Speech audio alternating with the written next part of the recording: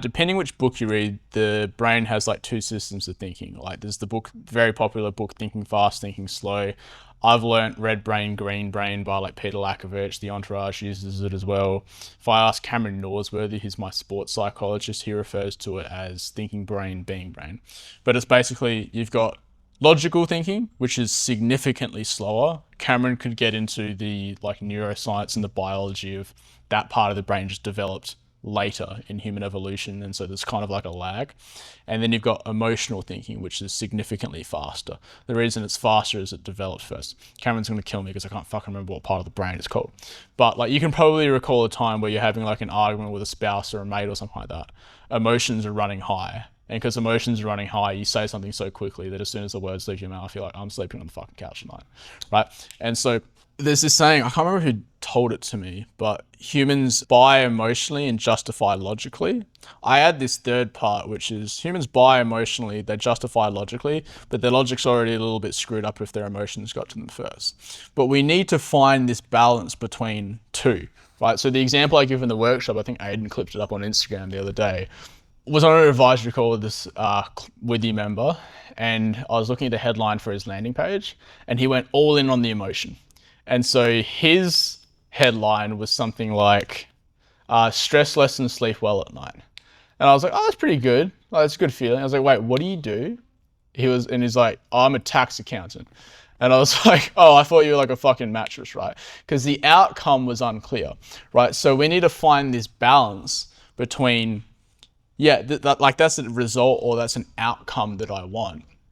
But also like, how is that going to make me feel? So the way that I get people to like kind of map this out, fuck me, it's like, number one, like what's the thing? So the earliest evolutions of advertising and marketing just simply told as many people as they could, this is the thing and this is how much it costs. The second evolution of advertising was like the result, right? So car advertising in the, I think 20s and 30s or 30s and 40s, I can't remember the decade, was very utilitarian. So this car can travel this far on a single gallon of gas, right? Then what happened, as we all know now, advertising is selling a feeling. So like it's the result of the result. Yeah. So if I experience this outcome, what feelings will I evoke, right? And so those feelings, like three there, like what's that feeling? It's like, I feel like I'm in a fucking jet fighter when I fly through this tunnel, through the Perth underpass, whatever the fuck it is, right? So what is that feeling? You sell that feeling, right?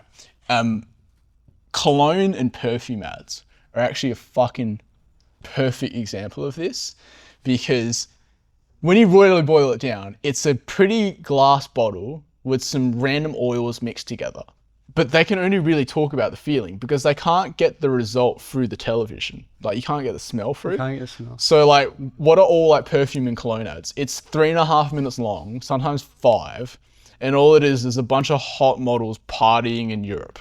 And you want to be there. Mm-hmm. Like that's all that feeling is. And then the fucking cologne bottles like the last 3 seconds. The links ads as well, the deodorant. Yeah, I want to revisit the those 5 gum ads. Oh yeah, they're fantastic. They're still around, man. They fumbled the fucking bag. Now with that number 5, before we move on, the feeling part. Yeah.